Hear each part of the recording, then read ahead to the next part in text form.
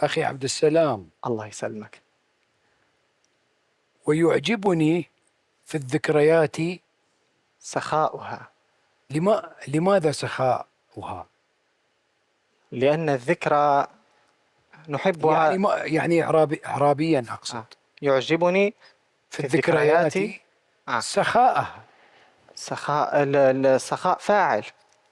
السخاء هو الذي يعجب، أنا المفعول به، يا المتكلم هنا مفعول به، أنا المعجب وهي المعجبة. كيف يعني؟ سخاء الذكريات. أنت الذي أعجبت بالسخاء.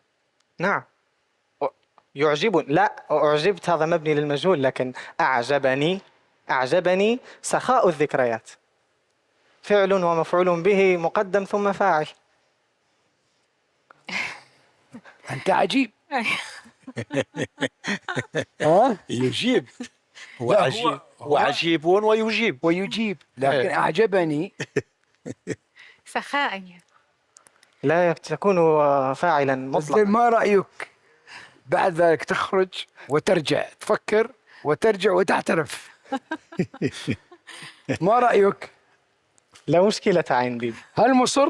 لا بدون إصرار. ليس مصر. المهم أنا أجيز النص. الحمد لله. النص فيه حقيقة الماحات شعرية جميلة وشاعرية وغنائية.